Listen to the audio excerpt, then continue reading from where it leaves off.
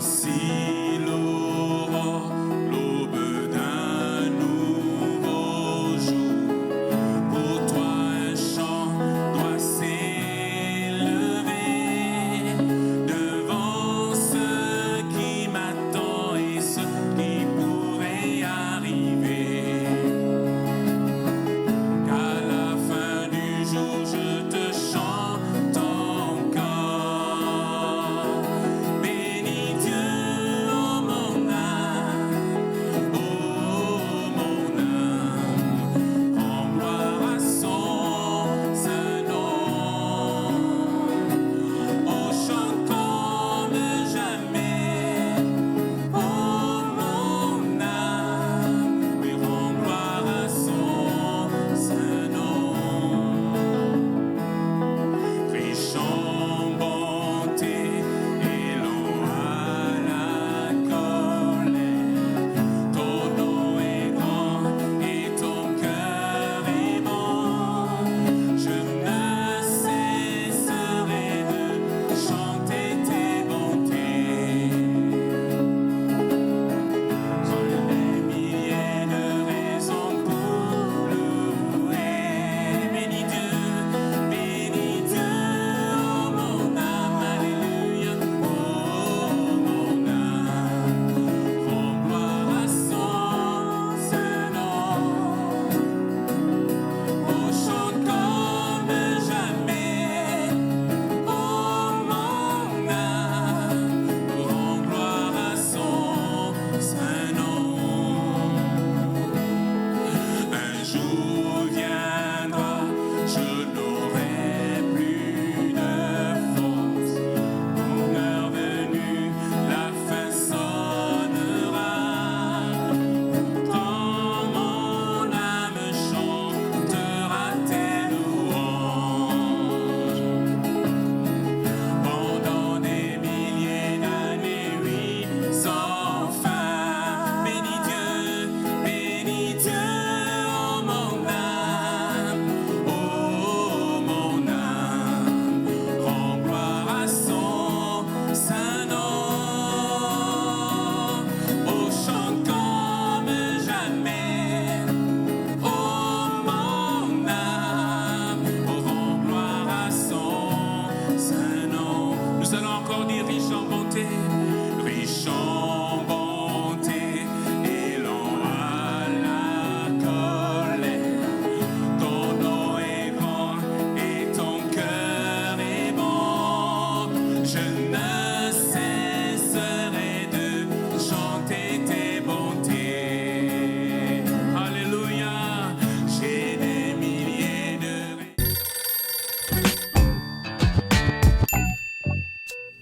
Shalom, ici Philou en ligne et j'ai quelque chose pour toi.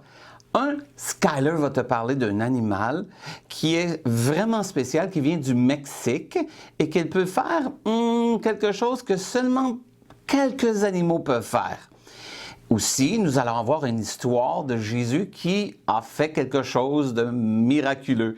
C'est dans la Bible, c'est une histoire vraie. Alors, es-tu prêt? Moi, je le suis. Allons voir Skyler et un axolotl. Ben oui, un axolotl. Regardons. Peu importe les circonstances, rends gloire à son saint nom. Et rends gloire à son saint nom. Peu importe là où tu passes, et rends gloire à son saint nom. Rends gloire à son saint nom. Seigneur, nous rendons gloire à ton saint nom.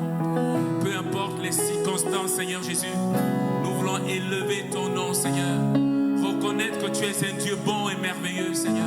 Et ce matin, Seigneur, je viens dans ta présence pour crier ta gloire, pour crier ton nom, Seigneur, pour élever un étendard, Seigneur, sur ma vie, sur l'Église, sur ma nation, Seigneur.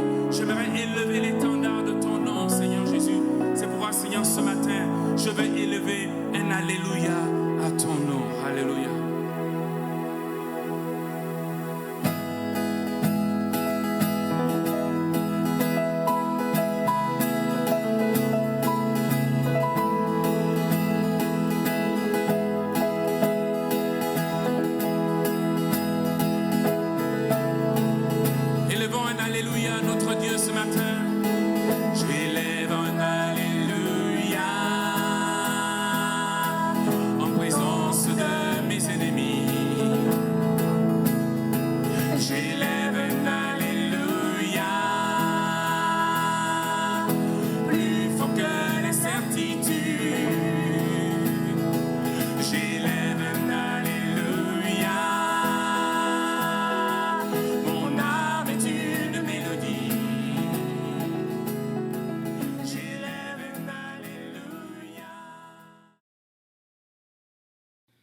Soyez les bienvenus au Carrefour des Nations à la maison.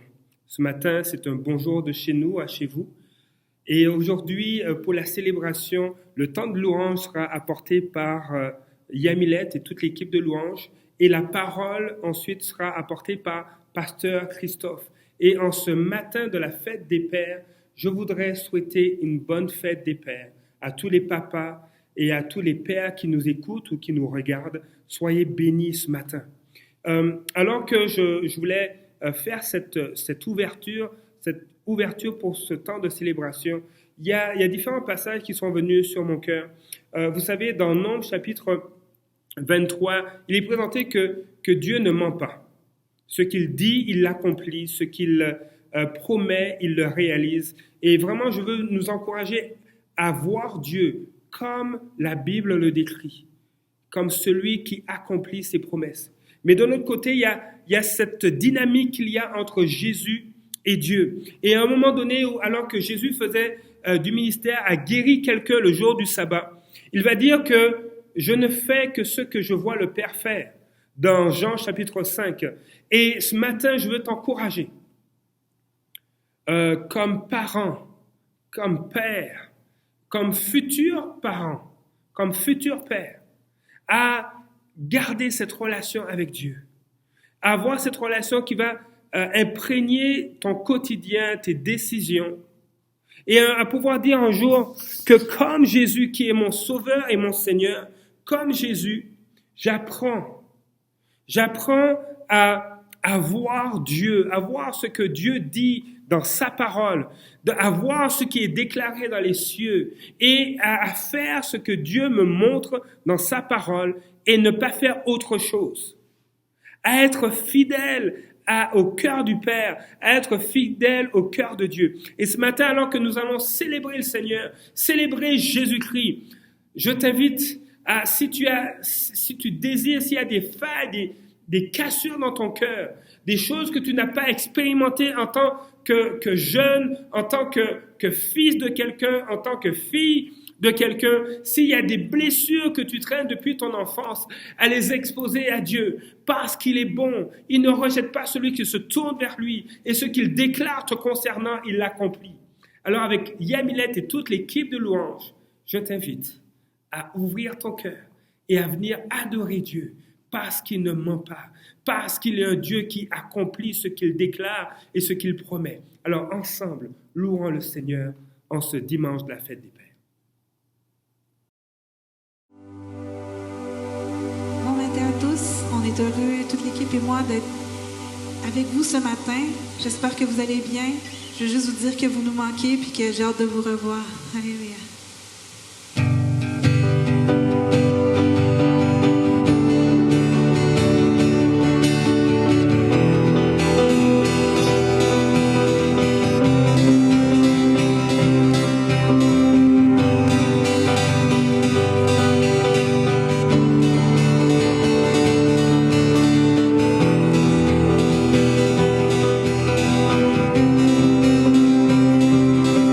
Je porte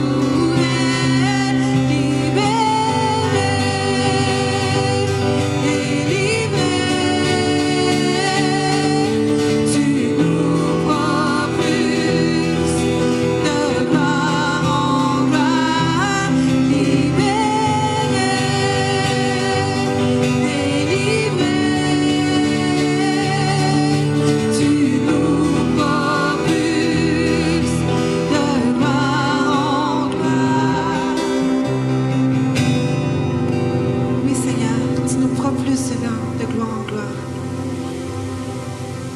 Tu nous amènes, Seigneur, là où tu as préparé les plans pour nous, Seigneur. Et c'est pour ça, Seigneur, qu'on veut ce matin élever un Alléluia. On veut lever un Alléluia, Seigneur. Peu importe ce qui peut arriver, on veut lever un Alléluia.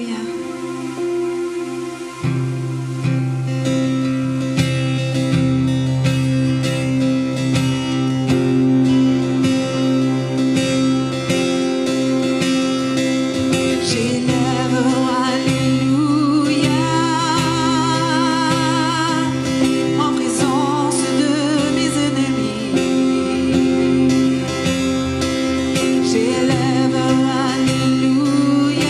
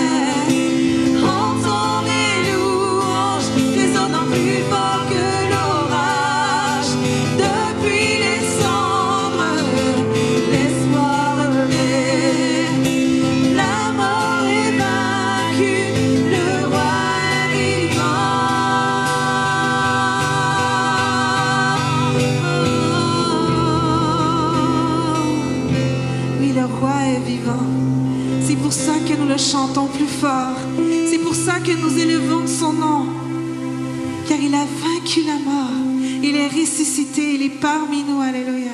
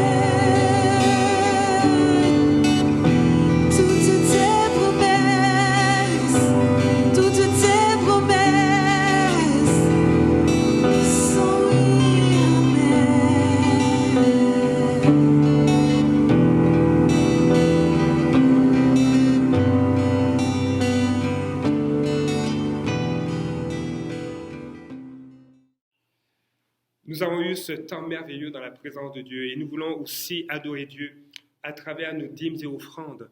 Même si nous sommes en confinement actuellement, même si nous faisons l'église à la maison, il est possible que tu puisses soutenir le Carrefour des Nations, soutenir la famille du Carrefour des Nations à travers tes dons, soit par PayPal, soit par paiement de facture à ton institution financière ou simplement en envoyant un chèque à l'ordre du Carrefour des Nations et l'adresse va apparaître à l'écran. Ceci étant dit, je crois que oui, nos dons, nos dîmes et offrandes sont aussi une louange, une adoration envers Dieu. Et alors qu'on s'attache à Dieu, on désire vivre un réveil spirituel, être animé des pensées qui étaient en Jésus-Christ, je crois que nous pouvons aussi prier, déclarer la parole de Dieu, déclarer ce que le Seigneur veut, non seulement pour ta vie, mais aussi pour ta ville. Alors, je vais lire une déclaration et vous inviter, comme nous avions coutume de faire au Carrefour des Nations, répéter et déclarer cette parole sur ta vie, sur ta ville. Alors que nous allons prier pour la ville de Québec, étant donné que le Carrefour des Nations se trouve dans la ville de Québec, mais tu peux, alors que tu nous écoutes en ligne, tu peux nommer la ville où tu te trouves. Nous voulons bénir notre ville, nous voulons bénir notre province, notre pays, et je crois aussi qu'en déclarant la parole de Dieu, le Seigneur veut aussi agir dans ta vie. Alors, nous allons faire cette déclaration et le texte va apparaître à l'écran et tu peux le répéter avec moi. Alors que nous prions pour le réveil, nous prions pour que l'économie de la ville de Québec soit florissante. Seigneur, nous te demandons que Québec ait la faveur des comités d'administration et que plus de compagnies viennent y installer leur siège social. Nous prions que la ville de Québec ait la faveur des gouvernements, que ta sagesse soit donnée aux élus pour que chaque décision soit pour le bien des citoyens, que des entreprises créatrices d'emplois s'implantent à Québec. Nous prions que la créativité se développe pour de nouvelles technologies qui créeront de nouveaux marchés, pour des sources d'énergie et des solutions pour le bien de la population, que les lois soient respectées et que la justice soit rendue avec intégrité. Nous prions pour les policiers afin qu'ils soient protégés et aidés de tes anges afin que le crime recule. Nous te prions pour que des entrepreneurs soient encouragés, que les médias agissent avec sagesse et vérité, que les ressources naturelles soient récoltées, vendues et gérées d'une façon durable. Nous prions que notre ville soit connue dans le monde entier et que plus de touristes puissent y revenir. Nous prions pour les universités, les cégeps, les collèges, les secondaires, afin que les jeunes y soient bien formés et qu'ils puissent influencer la société. Nous prions pour la communauté médicale, afin que des découvertes soient faites à Québec, pour l'excellence dans l'organisation, la qualité des soins. Nous prions que les immigrants s'intègrent rapidement dans la société, en trouvant un emploi digne et que les discriminations cessent. Nous déclarons que lorsque le juste prospère, la ville se réjouit. Amen. Soyez bénis. Je laisse la place à Pasteur Christophe pour le message que Dieu a déposé sur son cœur, alors que vraiment que Dieu touche les cœurs, que Dieu nous fasse grâce et bénisse notre ville dans le nom de Jésus. Amen. Bonjour bien-aimés dans le Seigneur. Je suis bien heureux ce matin de vous retrouver pour ce partage que nous allons voir ensemble autour de la parole de Dieu. Et ce partage est en lien avec ce que le pasteur Bruno a commencé à partager avec nous, cette série Ensemble. Et donc, nous allons parcourir la parole de Dieu autour de ce thème et tenter de comprendre pourquoi Dieu veut que nous soyons ensemble. Mais avant que nous commencions à partager la parole de Dieu, je souhaitais que l'on puisse prier. Alors, inclinons nos têtes et prions. Seigneur, nous te bénissons. Nous te rendons grâce, Père, pour ces moments que tu nous accordes dans ta présence. Seigneur, mon désir, c'est que pendant que cette parole sera prêchée, sera partagée, Seigneur Jésus, que tu puisses parler à nos cœurs, que le Saint-Esprit vienne illuminer, Seigneur, la lampe de notre cœur, pour que nous comprenions, Seigneur Jésus, là où tu veux que nous nous positionnons en tant qu'Église. Seigneur, merci, Père, parce que c'est toi qui disposes toutes choses en notre faveur. Merci parce que c'est toi qui disposes nos cœurs. Merci parce que c'est maintenant toi, Père, à cet instant, qui prends le contrôle de toutes choses par ton esprit et que l'honneur et la gloire te reviennent à cet instant. Amen. Notre Dieu est bon. Et j'aimerais vraiment que nous comprenions ce matin que notre Dieu est la source même de l'unité. Lorsque vous regardez la parole de Dieu, lorsque vous lisez la parole de Dieu à partir même de la Genèse, vous pouvez vous rendre compte que Dieu a toujours opéré, Dieu a toujours travaillé dans une dimension unitaire à travers la Trinité.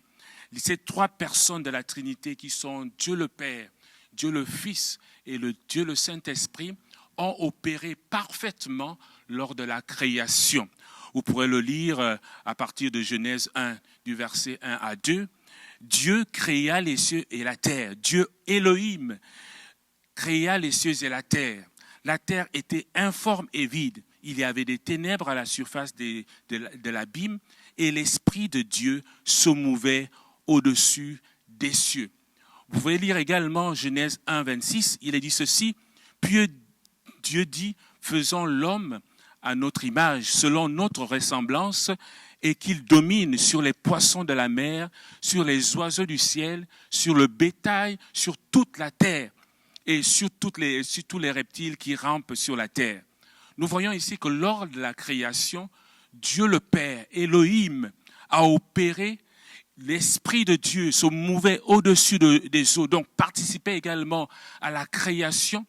Et nous avons également la parole de Dieu qui opérait pendant la création. Vous le trouverez dans Jean 1, versets 1 à 3. Jean nous dévoile que la parole, au commencement était la parole, et la parole était avec Dieu, et la parole était Dieu. Elle était au commencement avec Dieu et toutes choses ont été faites par elle. Et rien de ce qui a été fait n'a été fait sans elle. Donc, c'est dans cette dimension trinitaire d'unité que Dieu a manifesté sa puissance lors de la création. Nous voyons donc que Dieu est même l'essence, la source même de l'unité dans la diversité. Nous avons trois personnes distinctes, Dieu le Père, Dieu le Fils et Dieu le Saint-Esprit, qui sont parfaitement unis dans un lien d'amour pour accomplir une œuvre, pour créer, pour façonner, pour faire en sorte que nous ayons toute cette beauté que nous voyons autour de nous, autour de la création.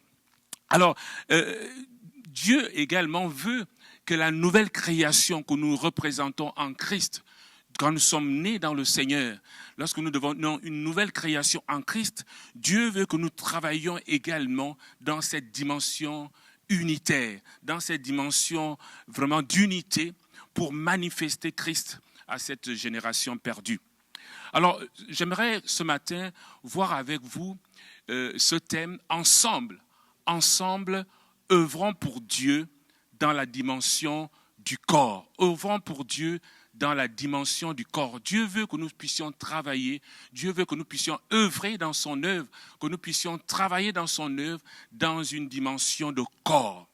Et nous avons comme verset de base ce matin, Hébreux 10, du verset 5 au verset 7. Que dit Hébreux? Je lis la parole de Dieu. C'est pourquoi Christ, entrant dans le monde, dit, « Tu n'as voulu ni sacrifice, ni offrande, mais tu m'as formé un corps. » Verset 6, « Tu n'as agréé ni holocauste, ni sacrifice pour le péché. Alors j'ai dit, voici je viens. » Dans le rouleau du livre, il est question de moi, pour faire, ô Dieu, ta volonté. Voici je viens pour faire, ô Dieu, ta volonté. Après avoir dit d'abord, tu n'as voulu et tu n'as agréé ni sacrifice ni offrande, ni holocauste, ni sacrifice pour le péché, ce qu'on offre selon la loi, verset 9, il dit ensuite, voici, je viens pour faire ta volonté. Pour comprendre le contexte de ce passage, soulignons simplement que l'auteur de l'Hébreu ici tente de démontrer aux Juifs chrétiens qui ne sert à rien de retourner au judaïsme, puisque Jésus, auquel ils ont cru, est un souverain sacrificateur supérieur à ceux du sacerdoce lévitique. Et qu'en tant que souverain sacrificateur, Jésus est entré dans la présence de Dieu, non avec le sang des boucs, des agneaux, mais avec son propre sang. Il est entré dans la présence de Dieu, non avec la graisse des béliers, mais avec son propre corps. Il est entré dans la présence de Dieu pour offrir à Dieu un sacrifice parfait, et afin d'expier l'humanité du péché qui pesait sur elle. Cet auteur montre ainsi que Dieu a formé un corps. Dieu a formé un corps à son Fils afin que celui-ci offre ce corps en sacrifice pour le salut des hommes. Ainsi, le sacrifice parfait de Christ abolit de ce fait les sacrifices imparfaits qu'il y avait dans l'ancienne alliance et qu'il fallait renouveler chaque année. À travers ce passage, j'aimerais que nous comprenions simplement une chose. J'aimerais que vous compreniez que Dieu a formé un corps à son Fils afin qu'à travers ce corps physique et humain, il vienne accomplir sa volonté sur terre. Dieu a formé un corps. Jésus, qui est la parole de Dieu, a été fait chair. Il a été fait chair, comme Jean nous le dévoile, pour accomplir la volonté de Dieu. C'est pourquoi Jésus pouvait déclarer en Jean 4, verset 34, « Ma nourriture, ce qui fait l'essence de ma vie, ce qui fait ma subsistance.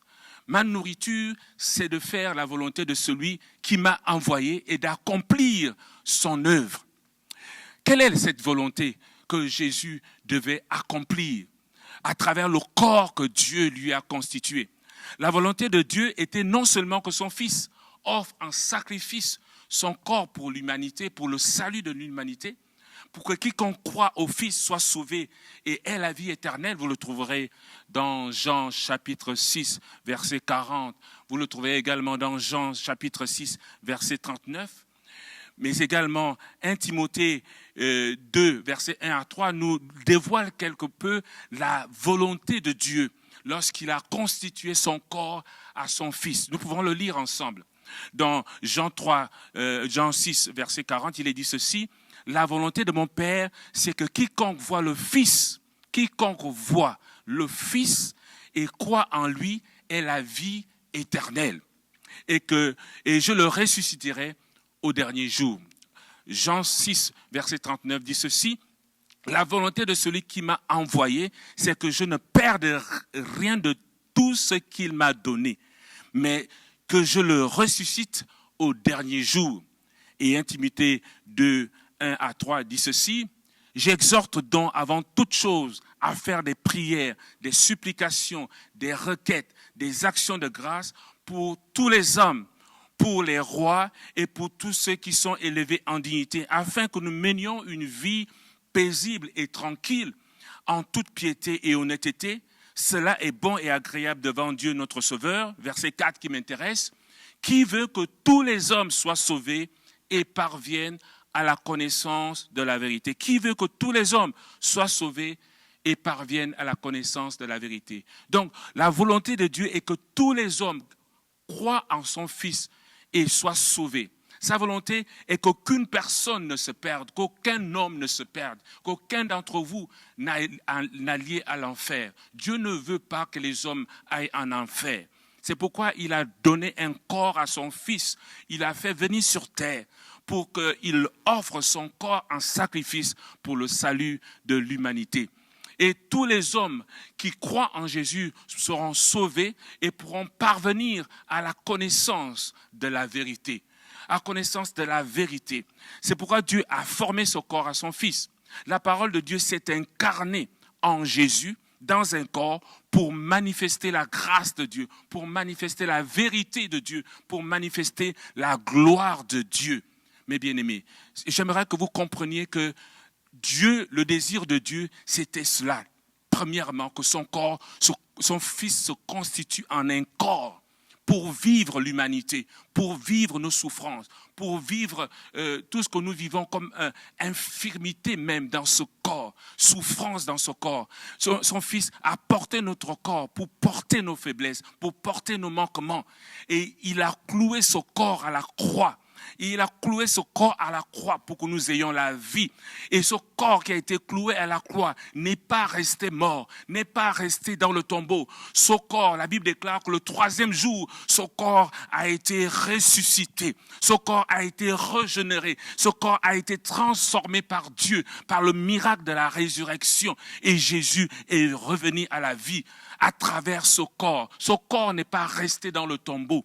Parce que la vie de Dieu, le Saint-Esprit a ressuscité Jésus d'entre les morts. Le Saint-Esprit a ressuscité ce corps d'entre les morts afin que Jésus soit le premier des ressuscités, afin que Jésus soit notre grand frère en la résurrection. Alléluia, la parole de Dieu est merveilleuse. La parole de Dieu est merveilleuse. Le plan stratégique de Dieu pour amener l'humanité à revenir à lui à travers son Fils est décliné par Jésus en Luc 4, verset 18, en ces termes. Lorsque Dieu a donné son corps, ce corps à ce Fils, lorsqu'il a investi dans ce corps, et que le Saint-Esprit, à son baptême, a attesté, une voix s'est fait ressentir que voici mon Fils bien-aimé en qui j'ai mis toute mon affection. Lorsque Jésus a commencé son ministère, il a, en Jean 4, verset 18, déployé, et il nous a énoncé ce pourquoi Dieu l'a appelé à travers ce corps. Il dit, l'Esprit du Seigneur est sur moi. L'Esprit du Seigneur est sur ce corps. L'Esprit du Seigneur est sur moi parce qu'il m'a oint. Dieu a oint ce corps pour annoncer une bonne nouvelle aux pauvres. Il m'a envoyé pour guérir ceux qui ont le cœur brisé, pour proclamer aux captifs la délivrance et aux aveugles le recouvrement de la vue, pour envoyer libres les opprimés, pour publier une année de grâce du Seigneur. Pour publier une année de grâce du Seigneur. Voici ce que Jésus est venu faire. Jésus est venu avec l'onction du Saint-Esprit sur lui. Jésus est venu annoncer une bonne nouvelle aux pauvres. Il est venu dire aux pauvres, tu n'as plus besoin d'être pauvre. Tu n'as plus besoin de vivre une pauvreté spirituelle. Tu n'as plus besoin de vivre une pauvreté matérielle. Jésus, par son action, par l'action de l'Esprit qu'il a oint, il vient te libérer de l'oppression, de la pauvreté. Il vient te libérer, il vient te guérir. L'onction qui était sur Jésus était pour guérir ceux qui ont le cœur brisé, pour proclamer aux captifs la délivrance. J'ai essayé de chercher dans le dictionnaire que signifiaient ces termes. Annoncer, guérir, proclamer, renvoyer, publier.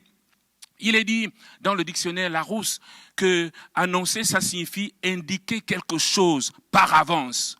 Jésus est venu indiquer quelque chose par avance. Une bonne nouvelle aux pauvres. Il est venu te dire à l'avance, avant que tu ne sois riche, il vient t'annoncer d'avance que tu peux être restauré, que tu saisisses sa parole afin d'être restauré. Il vient te l'annoncer d'avance. Il vient annoncer d'avance ta délivrance. Guérir, c'est quoi? Guérir, c'est délivrer quelqu'un d'un mal physique, lui rendre la santé. Si tu es malade, si tu as une affliction, si tu as une infirmité, Jésus est venu et pendant que tu m'entends présentement, tu peux écouter la parole de Dieu qui te dit, je te guéris ce matin, je te délivre ce matin, je te restaure ce matin par ta connexion avec le Saint-Esprit, par ta connexion avec Jésus. Jésus te libère. Il te restaure, il te rend libre du mal qui t'oppresse maintenant. Alléluia.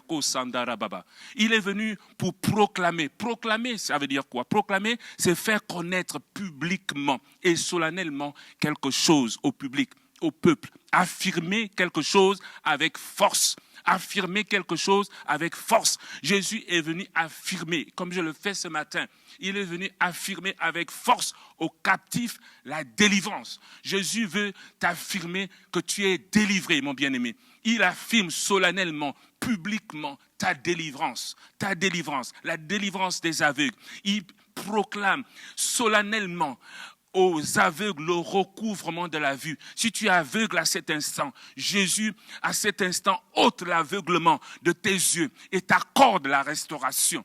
Jésus, à travers le corps que Dieu lui a donné, ce corps qui a été oint, et ce corps qui a été investi, il pouvait manifester la gloire de Dieu au travers de ses prérogatives. Renvoyer libre les opprimés, c'est-à-dire faire retourner quelqu'un au lieu d'où il vient. Faire retourner quelqu'un du lieu où tu viens. Mes bien-aimés, notre source est une source de liberté. Dieu est un Dieu de liberté et Dieu est notre source. Si tu es quelqu'un qui est attaché à la source qu'est Dieu, Dieu te rend libre.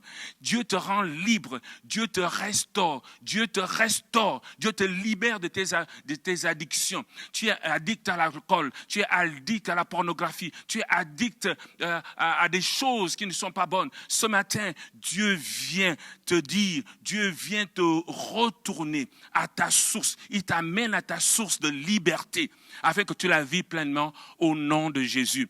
Il vient publier une année de grâce du Seigneur. C'est quoi publier? Publier, c'est rendre quelque chose public, le faire connaître officiellement. C'est un décret officiel que Dieu fait à travers son Fils. Dieu fait ce décret. Dieu fait ce décret ce matin, que cette année, que tu as une année de grâce. Tu as une année de grâce de la part de Dieu. Peu importe les plans de l'ennemi, peu importe ce qui a été dit par l'ennemi à ton sujet, ce matin, Dieu t'annonce une année de grâce, une année de faveur, une année de restauration, une année d'élévation, une année où les portes qui sont fermées s'ouvrent, une année où tes impossibilités deviennent possibilités. Est-ce que tu le crois ce matin, mes bien-aimés? Voici ce que Jésus est venu accomplir pour nous à travers le corps que Dieu lui a donné. Pourquoi je vous parle du corps de Christ durant cette série d'enseignements intitulée « Ensemble ». C'est l'interrogation que vous pouvez avoir légitimement. Alors, j'aimerais simplement que nous puissions intégrer dans notre mode de fonctionnement en tant que chrétiens, nous devons comprendre que nous sommes le corps de Christ. L'Église que nous sommes le corps de Christ. Le corps de Christ. Que Dieu, dans cette dispensation du Saint-Esprit qui a commencé à la Pentecôte, Dieu s'est constitué un corps. Dieu s'est constitué un corps qu'il a appelé Église afin que ce corps accomplisse sa volonté. Comme il a constitué le corps de son Fils, comme il a investi son Fils d'humanité afin qu'il accomplisse sa volonté, Dieu, à la Pentecôte, s'est formé un corps qu'on appelle Église et dont son Fils est la tête. Il s'est constitué ce corps qui appartient à son Fils pour faire sa volonté. Et tu es membre de ce corps si tu as accepté Jésus comme Seigneur et Sauveur personnel.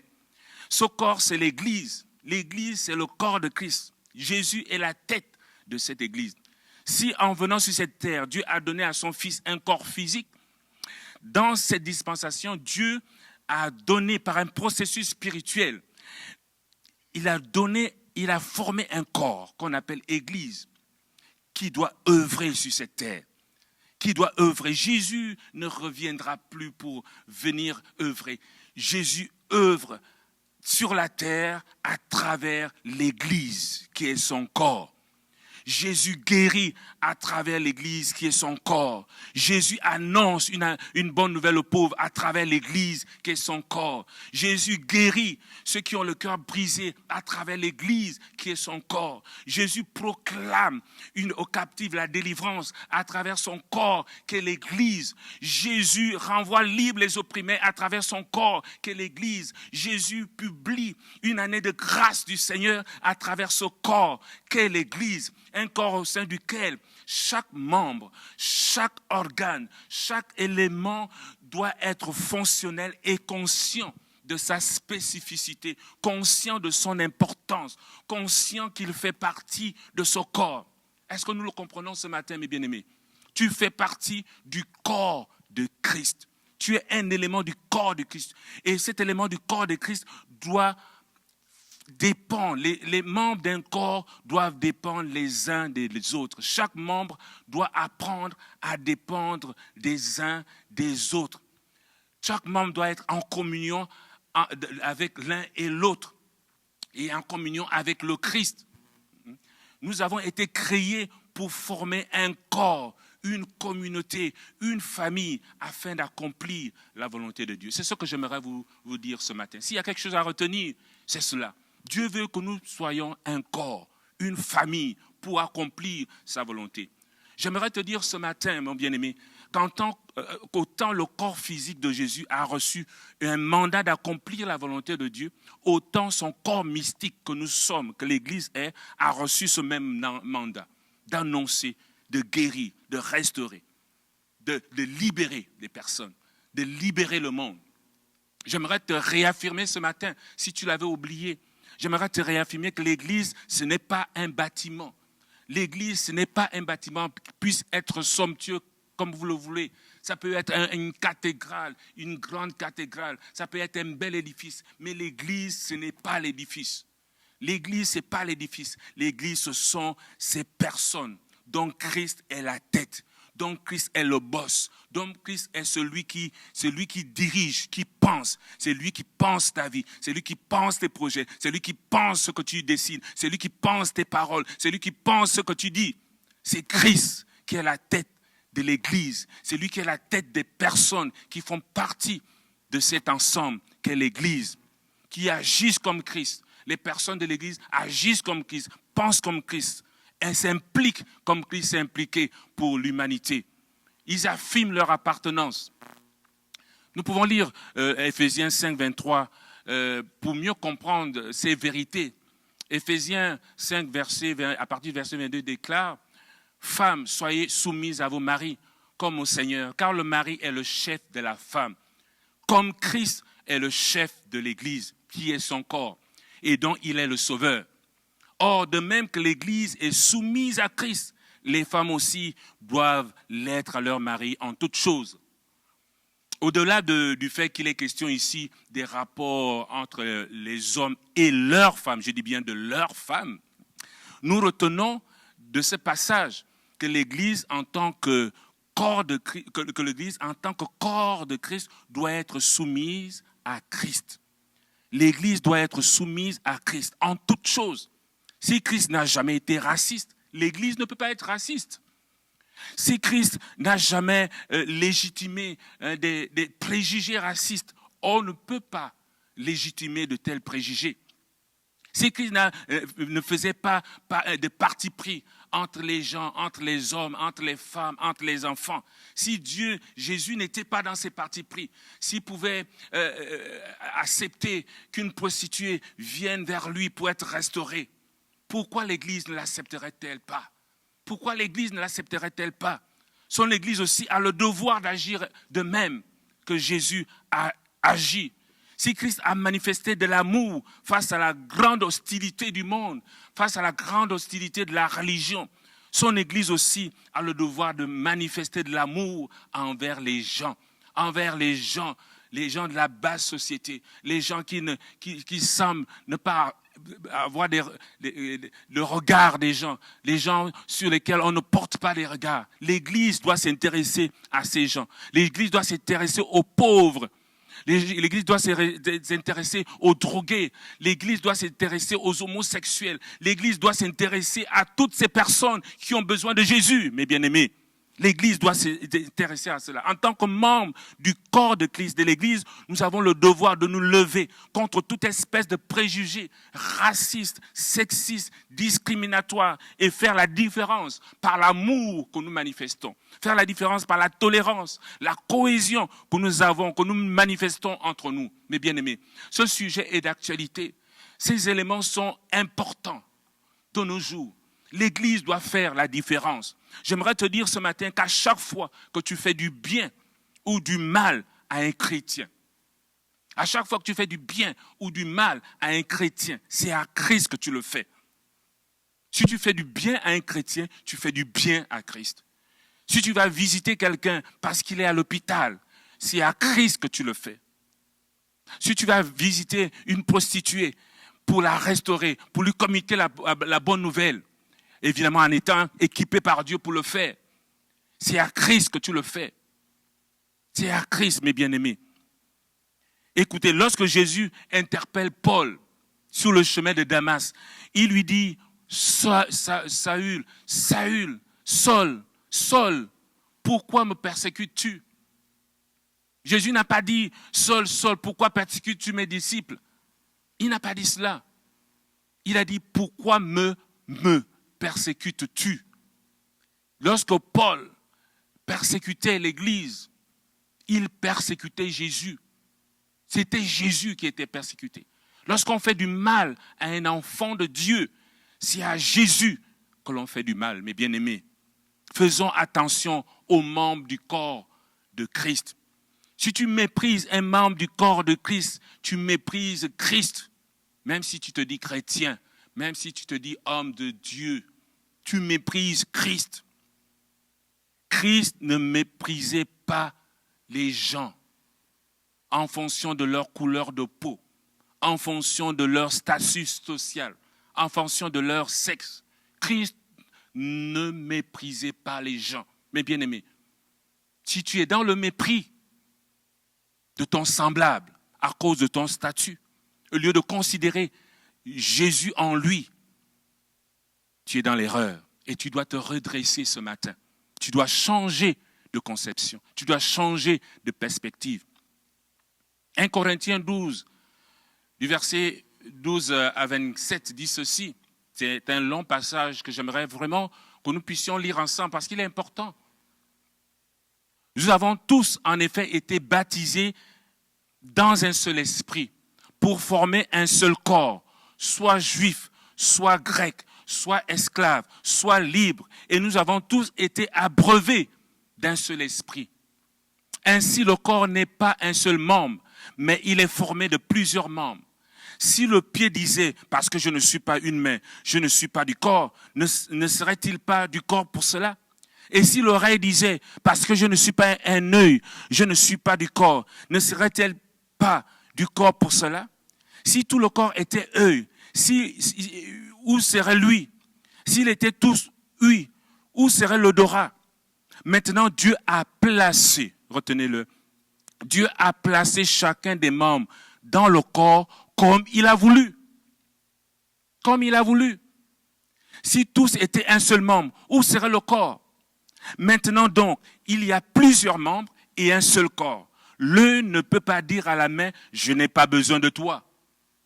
L'œil ne peut pas dire à la main, je n'ai pas besoin de toi. Ni la tête dire aux pieds, je n'ai pas besoin de vous. Mais bien plutôt, les membres du corps qui paraissent être les plus faibles sont nécessaires. Les membres du corps qui paraissent les plus faibles sont nécessaires. Et ceux que nous estimons être les moins honorables du corps, nous les entourons d'un grand honneur. Ainsi, nos membres les moins honnêtes reçoivent le plus d'honneur, tandis que ceux qui sont honnêtes n'en ont pas besoin.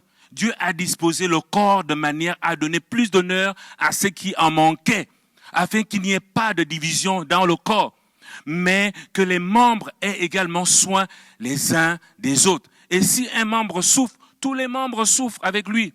Et si un membre est honoré, tous les membres se réjouissent avec lui. Mes bien-aimés, si ton bras est honoré, c'est tout le corps qui est honoré. Tout le monde est honoré. Nous tous, nous sommes honorés quand un seul membre est honoré. Vous êtes, verset 27, vous êtes le corps de Christ et vous êtes ses membres, chacun pour sa part. Suivre Christ implique notre appartenance au corps de Christ, au corps qui est à Christ. Et dans ce corps, l'orteil, nous avons bien lu ensemble, l'orteil ne peut pas dire qu'il ne peut pas travailler avec le doigt, même si ce doigt ne lui ressemble pas. L'orteil et le doigt, ça ne se ressemble pas. Mais ils travaillent en harmonie. Le doigt travaille à la vie de l'orteil. L'œil travaille pour l'oreille. L'oreille entend pour les yeux. Chaque membre est à sa place pour le bénéfice de tout le corps. Mais bien aimé, le corps de Christ que nous sommes tire sa force des particularités, des particularismes, comme on dit en français universitaire, des particularismes de ses membres. Chacun de nous est spécifique, chacun de nous est particulier, mais doit contribuer à la richesse, à l'harmonie, à l'intégrité du corps. Chaque membre du corps a un don. Chaque membre du corps a une capacité particulière et est placé à un endroit précis dans le corps. Et cela doit être au bénéfice de l'entièreté du corps de Christ. Mes bien-aimés, Dieu n'est pas pour qu'un élément du corps vive à l'extérieur du corps, ne vive pas attaché au corps. Dieu n'est pas pour la division du corps. C'est pourquoi son corps sur la croix n'a pas été brisé, mes bien-aimés. Les soldats romains voulaient briser ce corps, mais il s'était écrit que ce corps devait être la préfiguration. Ce corps devait être la préfiguration de l'Église qui allait être constituée à la Pentecôte. Ce corps allait être la préfiguration de l'Église. C'est pourquoi ce corps ne pouvait pas être brisé. Le corps de Jésus ne pouvait pas être brisé. C'est pourquoi l'Église ne peut pas être brisée. Je parle ici de l'Église universelle. Je parle ici de l'Église locale qui est constituée de personnes qui aiment Jésus. Nous devons, en tant que corps, apprendre à vivre en communion fraternelle sincère. Comme notre frère, notre sœur, le pasteur Marjorie a mis sur un post sur Facebook. Nous devons être en communion fraternelle sincère et nous laisser transformer au contact des uns des autres. C'est comme cela que le corps trouve son accroissement. C'est comme ça que le corps vit. C'est comme ça que le corps grandit, s'épanouit. Par la confrontation, par le lien entre ses membres, par la communion fraternelle. C'est ton attachement au corps qui va t'aider à résister à la tentation. C'est ton attachement au corps qui va t'aider à ne pas être la proie de l'ennemi, mes bien-aimés. Ne vis pas une vie chrétienne solitaire. Non, ne vis pas une vie chrétienne solitaire. Ne sois pas un chrétien de Facebook. Ne sois pas un chrétien de YouTube. Tu dois être connecté à un corps. Tu dois être connecté à un corps. Parce que quand tu es faible, celui qui est fort viendra te fortifier. Celui qui est fort viendra être fortifié. Ça me rappelle l'histoire de David et Jonathan. David fuit Saül, le père de Jonathan. Il le fuit, il veut le tuer.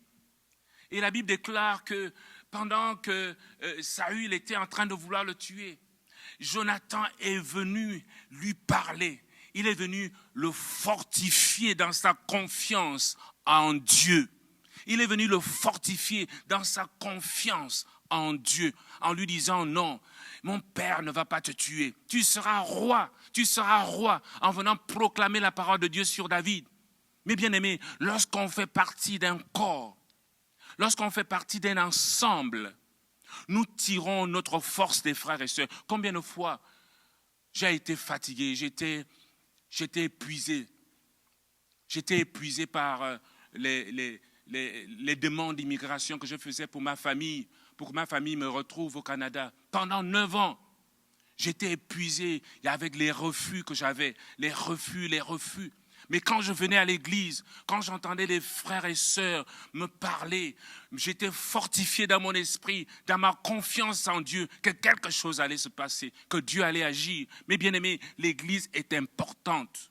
Elle est importante pour ta vie, elle est importante pour ta marche avec Dieu. Ne sois pas un chrétien qui vit seul, qui est égocentrique, un chrétien qui vit dans l'individualisme. Tu as besoin des autres pour vivre ta foi. Et bien aimé, en ce temps où le mal est en train de s'accroître dans le monde, l'Église a besoin de former un corps pour démontrer au monde qu'il est possible que des personnes de cultures différentes, de statuts sociaux différents peuvent être unis pour accomplir la mission de Dieu.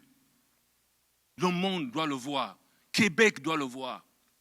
Et bien aimé, les éléments du corps qui s'attachent à ces principes que je suis en train d'énoncer, les éléments du corps qui marchent selon ces principes vont grandir, vont s'épanouir. Mais les éléments qui ne voudront pas vivre selon ces principes seront rejetés d'elles-mêmes par le corps. On peut le voir naturellement. Lorsque vous avez une cellule de votre corps qui est attaquée par un virus ou qui est nécrosée, le corps mobilise son système immunitaire pour phagocyter, pour annihiler cette cellule cancéreuse, pour annihiler cette cellule qui est nécrosée. Et pour vraiment que son action s'arrête. Parce que Dieu, le désir de Dieu, c'est l'intégrité du corps. C'est que le corps soit intègre, soit sain. Dieu veut faire paraître, lorsqu'il reviendra, lorsque Jésus reviendra, il faut que son Église lui parvienne sans tache, ni ride, ni rien de semblable. C'est pourquoi Dieu expose tout ce qui ne contribue pas à l'intégrité de son corps, à l'intégrité de l'Église. Toute conception, théologie, philosophie qui ne milite pas pour la cohésion et l'intégrité du corps dans sa diversité est une doctrine de démon, mes bien-aimés. Et vous ne devez pas y adhérer. Le désir de Dieu est la cohésion du corps dans sa diversité fonctionnelle, sa diversité culturelle. Nous sommes divers. Nous sommes chacun de nous particuliers. Mais nous avons une particularité, c'est que nous aimons Jésus. Nous avons comme socle le Christ.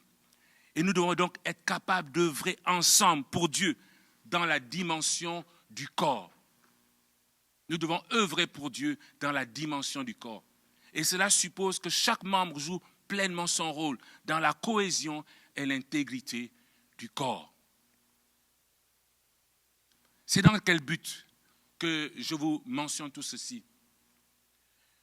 Pourquoi le corps doit être un? Pourquoi le corps doit travailler dans un ensemble unitaire? Premièrement, pour que nous puissions former une maison spirituelle pour Dieu et sauver les âmes. Dieu veut sauver les âmes, mais nous devons constituer une maison spirituelle à l'image de ce que 1 Pierre 2,5 déclare. Et vous-même, comme des pierres vivantes, édifiez-vous pour former une maison spirituelle, un saint sacerdoce, afin d'offrir des victimes spirituelles agréables à Dieu par Jésus-Christ. Dieu veut que nous formions un corps, que nous soyons des pierres vivantes qui s'assemblent autour de la pierre angulaire qu'est Christ, pour former une maison spirituelle dans laquelle des âmes seront sauvées. Dans quel but? Dieu veut que nous formions un corps pour faire sa volonté, pour que nous parvenions tous à l'unité de la foi. Nous devons tous parvenir à l'unité de la foi et de la connaissance de Christ. Nous devons nous fortifier les uns des autres pour être tous dans une unité de foi. Une unité de foi. Nous devons tous avoir la même détermination, la même foi en Christ. C'est pourquoi nous devons former un corps. Troisièmement, nous devons former un corps pour que nous ne soyons plus des enfants spirituels, pour que nous tous, nous soyons mûrs, que nous ne soyons pas ballottés à tout vent de doctrine. Vous le verrez dans Éphésiens 4, versets 1 à 15. Je vous exhorte donc, moi, le prisonnier dans le Seigneur, à marcher d'une manière digne de la vocation qui vous a été adressée, en toute humilité et douceur, avec patience, vous supportant les uns les autres, vous efforçant de conserver l'unité de l'esprit par le lien de la paix. Il y a un seul corps, un seul esprit, comme aussi vous avez été appelés à une seule espérance par votre vocation. Il y a un seul Seigneur, une seule foi, un seul baptême, un seul Dieu et Père de tous, qui est au-dessus de tous et parmi tous et en tous. Mais, verset 7, mais à chacun de nous, la grâce de Dieu a été donnée selon la mesure du don de Christ. C'est pourquoi il est dit, étant monté en haut, il a amené des captifs, il a fait des dons aux hommes. Or, que signifie il est monté, sinon qu'il est aussi descendu dans les régions inférieures de la terre? Celui qui est descendu, c'est le même qui est monté au-dessus des cieux afin de remplir toutes choses. Verset 11. Et il a donné les uns comme apôtres, les autres comme prophètes, les autres comme évangélistes, les autres comme pasteurs et docteurs, Verset 12 qui nous intéresse, pour le perfectionnement des saints, en vue de l'œuvre du ministère et de l'édification du corps de Christ, jusqu'à ce que nous soyons tous parvenus à l'unité de la foi et de la connaissance du Fils de Dieu, à l'état d'homme fait à la mesure de la stature parfaite de Christ, afin que nous ne soyons plus des enfants flottants et emportés à tout vent de doctrine par la tromperie des hommes, par leur ruse, dans les moyens de séduction, mais que, professant la vérité dans la charité, nous croissions à tous égards en celui qui est le chef, Christ. C'est de lui et grâce à tous les liens de son assistance que tout le corps bien coordonné et formant un solide assemblage tire son accroissement selon la force qui convient à chacune de ses parties et s'édifie lui-même dans la charité. Le désir de Dieu est que nous œuvrions dans cette dimension, mes bien-aimés, dans la dimension du corps, afin que nous puissions nous perfectionner mutuellement, que le fer aiguise le fer, le fer aiguise le fer, que nous puissions nous perfectionner pour parvenir à la maturité spirituelle, que nous puissions vivre un accroissement en constituant un solide assemblage au sein duquel chaque membre du corps de Christ doit être en santé. C'est pourquoi si tu n'es pas en santé, ne fuis pas l'église, viens à l'église, parce que c'est dans l'église que tu vas puiser la force pour avancer. Le fer aiguise le fer. Les membres faibles vont fortifier les membres forts. Les membres forts vont fortifier les membres faibles. Et cela va permettre ensemble d'accomplir la volonté de Dieu. Comme le souligne Rick Warren, que j'aime beaucoup lire, être membre du corps de Christ n'implique pas seulement d'être inscrit comme membre dans une église. Ce n'est pas le fait d'être inscrit comme membre d'une liste de fidèles qui te permet d'être au comité de vote, etc. C'est participer pleinement à la vie du corps.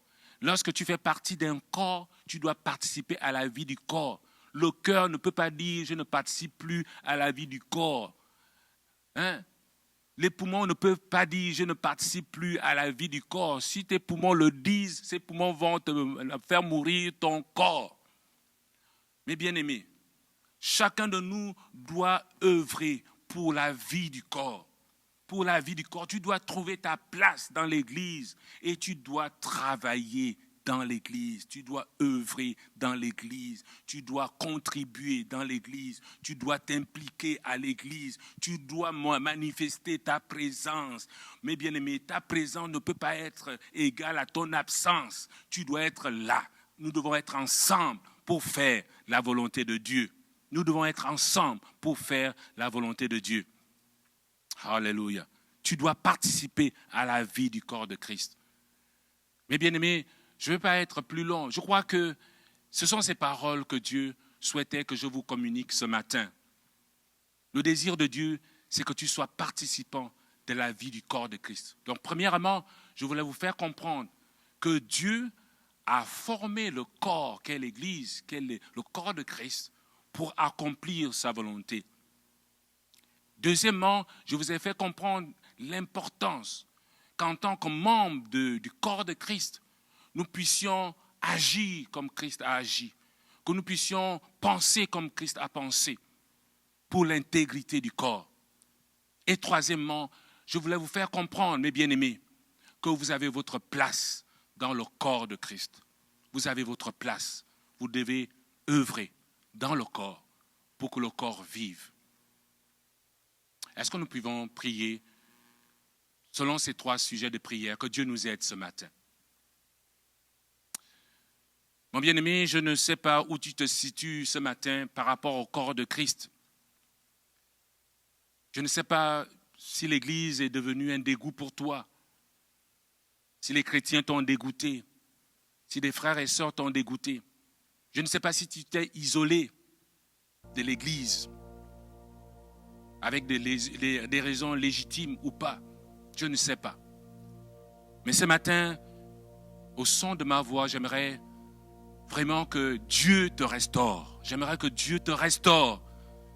Que Dieu te restaure. Qu'il te restaure dans ta place dans l'Église. Parce que tu as ta place dans l'Église, mon bien-aimé, ma sœur. tu as ta place dans l'église. Si tu n'es plus dans une église locale, trouve une église locale et implique-toi. Tu as ta place dans le corps de Christ. Si tu n'as pas encore accepté Jésus dans ton cœur comme Seigneur et Sauveur personnel pour faire partie de ce corps qu'est l'Église, Dieu t'interpelle ce matin pour accepter Jésus dans ton cœur. Les temps sont mauvais. Les temps sont courts. Jésus revient bientôt, mon bien-aimé. Accepte Jésus dans ton cœur maintenant. Accepte-le. Reconnais Jésus comme Seigneur de ta vie et attache-toi à l'Église. Prions le Seigneur. Seigneur, merci pour ta parole qui est une lumière sur notre sentier. Seigneur, merci pour cette interpellation ce matin sur l'importance du corps. Seigneur, tu veux que nous formions un corps pour faire ta volonté. Aide-nous, Seigneur, ce matin à former le corps. Seigneur Jésus, ce matin, incline nos cœurs afin que nos cœurs, Seigneur Jésus, soient tournés vers ces principes. Seigneur, si nous avons été des personnes qui vivent selon des préjugés racistes, des préjugés sexistes, des préjugés, Seigneur, de tous ordres. Seigneur, que ce matin, tu viennes nous restaurer, Seigneur. Seigneur, ce matin, nous te demandons pardon. Que tu viennes nous restaurer, Seigneur, afin que nous comprenions l'importance de chaque membre du corps de Christ. Seigneur, ce matin, si tu n'as pas encore accepté le Seigneur, fais cette prière avec moi. Seigneur Jésus, je te donne mon cœur ce matin. Je te donne ma vie. Je te donne tous mes fardeaux ce matin. Seigneur, prends-moi tel que je suis.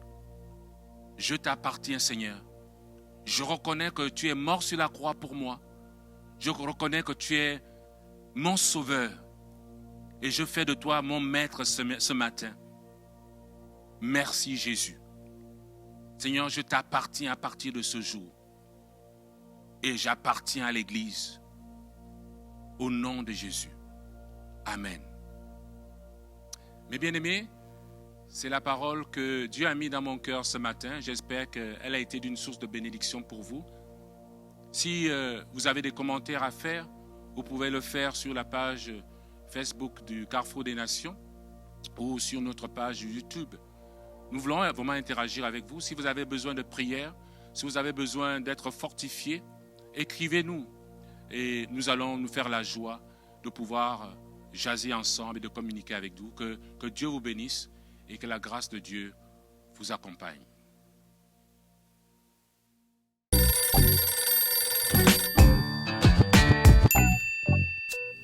Shalom, ici Philou en ligne et j'ai quelque chose pour toi. Skyler va te parler d'un animal qui est vraiment spécial, qui vient du Mexique et qu'il peut faire quelque chose que seulement quelques animaux peuvent faire. Aussi, nous allons avoir une histoire de Jésus qui a fait quelque chose de miraculeux. C'est dans la Bible, c'est une histoire vraie. Alors, es-tu prêt? Moi, je le suis. Allons voir Skyler et un axolotl. Ben oui, un axolotl. Regardons. Salut, ici Skyler et j'aimerais aujourd'hui te parler d'un animal bizarre, l'axolotl. Cet animal est en danger critique d'extinction, ce qui signifie qu'il n'en reste plus beaucoup dans le monde. Alors que certains sont en sécurité, ceux qui vivent à l'état sauvage se trouvent dans le complexe lacustre de Xochimilco au Mexique. Mais leur population est de plus en plus réduite à cause de la pollution qui empoisonne l'eau et de la concurrence avec d'autres animaux qui mangent la même nourriture. Ces créatures aquatiques sont des salamandres, mais contrairement aux autres salamandres, les axolotls vivent sous l'eau toute leur vie. C'est parce que les larves ne se transforment pas pour s'adapter à la terre. Il est très rare qu'un axolotl devienne adulte, ce qui signifie qu'il a l'air jeune toute sa vie. Quand ils grandissent, ils deviennent simplement de plus en plus gros. Ces amphibiens sont carnivores, c'est-à-dire qu'ils mangent de la viande, des mollusques, des vers, des crustacés et certains poissons. Pour manger, ils utilisent la succion, c'est-à-dire ils se servent de leur bouche comme d'un aspirateur. Les axolotls sont les maîtres de la régénération. Cela signifie simplement qu'ils sont capables de régénérer des parties de leur corps. Quand les humains sont blessés, la peau se guérit d'elle-même et laisse une cicatrice. Mais pas eux. Les axolotls font repousser la chair exactement comme elle était, sans cicatrice. Ils sont si bons que s'ils perdaient un membre, ils pourraient le faire repousser et fonctionner normalement. Encore plus étrange, s'ils endommagent un membre, ils peuvent le guérir et en faire pousser un autre, les laissant avec un membre supplémentaire. Ils peuvent le faire avec des queues, des organes, des parties de leur œil et même des parties de leur cerveau. Est-ce qu'il t'arrive de tomber malade? As-tu parfois mal au ventre? Es-tu déjà allé à l'hôpital? Tu n'es pas seul. Quand Jésus était sur terre, la Bible dit « Une grande foule le suivit et là, il guérit les malades. » Jésus est là, avec toi. Tout ce que tu dois faire, c'est ATP. Arrête-toi et prie. Dieu est toujours là pour toi et tu peux lui parler où que tu sois parce que Dieu est avec toi. Est-ce que tu aimerais ça avoir 2 nez ou 4 oreilles? Ou quand tu te fais mal, ça repousse?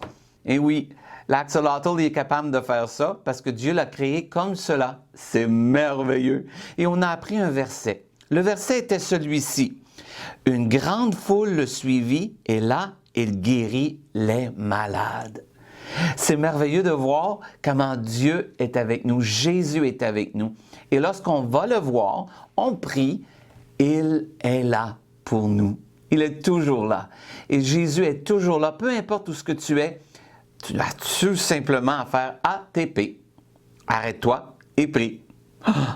Est-ce que tu veux voir l'histoire de comment Jésus était là pour un homme qui avait de la difficulté à marcher? Regardons ensemble. Jésus est le miracle du paralytique.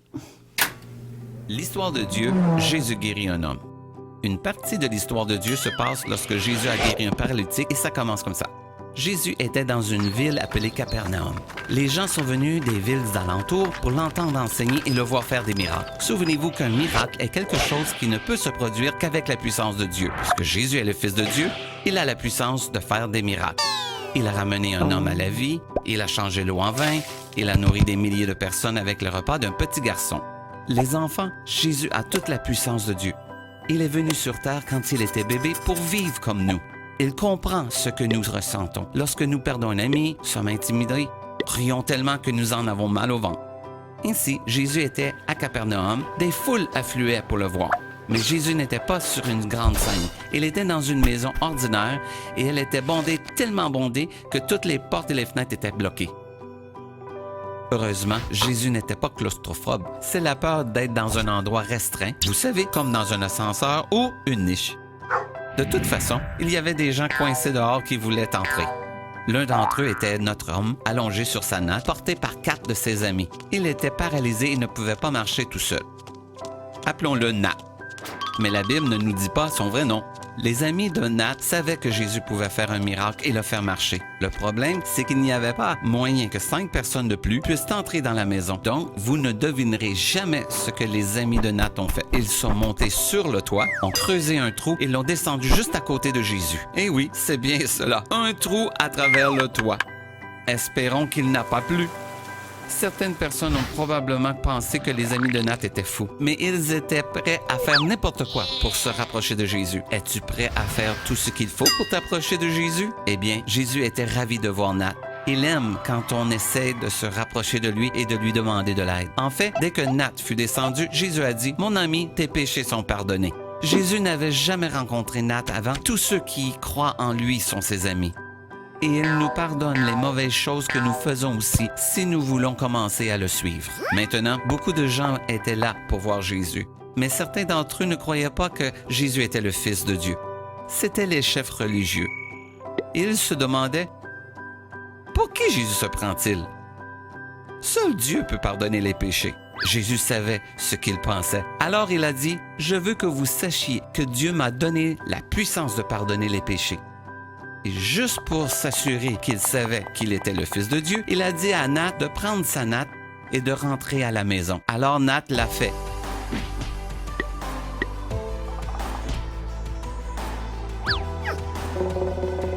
Nous ne savons pas si Nat a sauté, couru ou simplement marché, mais nous savons que les gens là-bas ont dit « Nous n'avions jamais rien vu de tel ». Ils étaient stupéfaits. Et cela, les enfants, c'est un miracle. Et ça, c'est l'histoire de Jésus qui guérit un homme. Donc, au cas où vous l'auriez manqué, voici la version rapide. Nat avait besoin d'un miracle. La foule l'a empêché de voir Jésus. Les amis de Nat sont montés sur le toit. Ils ont creusé un trou. Puis, ils ont fait descendre Nat juste à côté de Jésus. Jésus a appelé Nat son ami. Il a pardonné ses péchés. Puis Jésus a guéri Nat. C'est incroyable. Et c'est une partie de l'histoire de Dieu.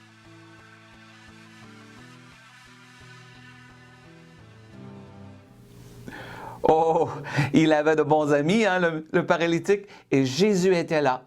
Oui, quand on va à Jésus, quand on va à Dieu, en prière, il est toujours là. Il veut nous aider. Alors, on a vu aujourd'hui comment Jésus est là et on peut prier ATP pour qu'il écoute et entende nos prières. Es-tu prêt pour la mission? Moi, je le suis. Regardons ensemble la mission de la semaine. Voici ta mission cette semaine. ATP. Arrête-toi et prie. Alors, tu vas t'arrêter avec maman, papa et tu vas penser à quelqu'un qui peut-être a besoin de prière. Peut-être la personne est malade, peut-être la personne, elle se sent seule ou tout simplement elle a besoin de quelque chose. Alors, toi et papa, maman ou avec ta famille, vous allez prier pour cette personne. Alors, c'est simple. Cette semaine, ATP. Arrête-toi et prie, mais pour quelqu'un d'autre. Et même, tu peux même lui écrire une petite note à cette personne-là pour lui dire comment tu as pensé à elle. Alors, bonne mission! Ah, mais ça va être facile à faire, hein? Toi, ta maman, ton papa et même toute la famille, vous choisissez quelqu'un que vous savez qui a besoin de prière. Ça peut être, il est malade ou il se sent seul ou il a besoin de quelque chose. Et on prie. On prend le temps, on s'arrête, ATP, arrête-toi et prie pour cette personne. Et tu peux même lui envoyer une petite note. Tu peux même lui envoyer un petit thumbs up. Tu peux même en famille. Tu fais ça en famille avec papa, maman pour qu'on puisse encourager les autres puis être de bons amis. Moi, je veux célébrer. Je veux chanter. Est-ce que tu es prêt? Alors, ici, Philo en ligne. À la prochaine et célébrons que Jésus est toujours là et Dieu est toujours là. Shalom!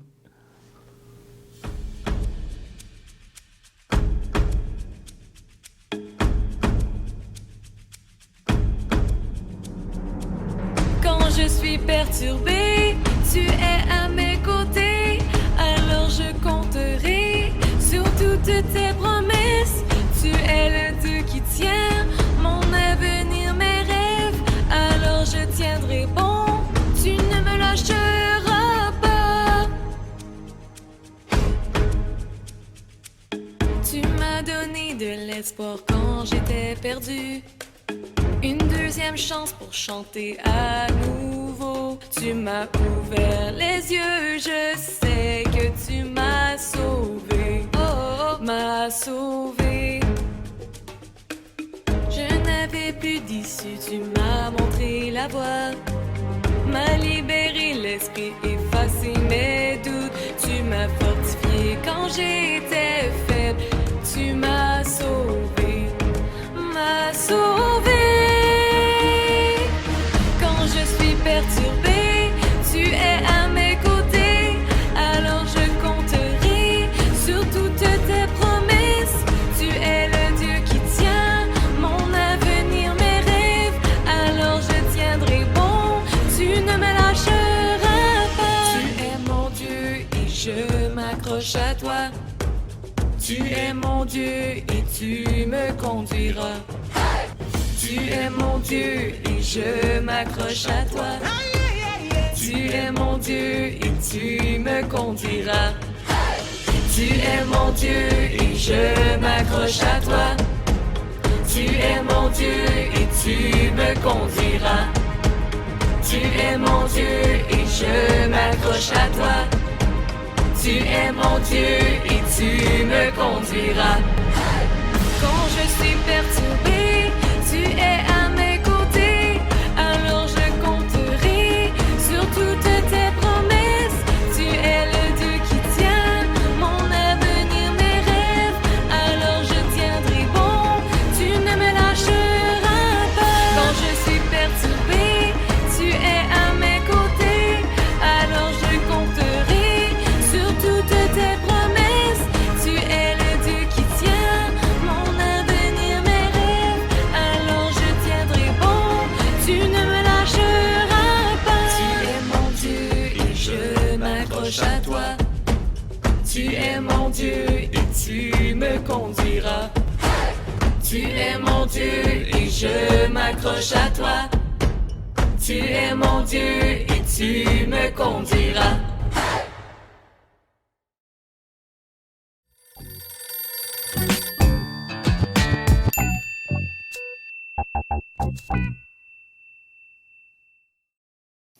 Merci d'avoir été des nôtres ce matin. Je me réjouis pour tout ce que Dieu a fait, pour ce que Dieu a déclaré sur ta vie.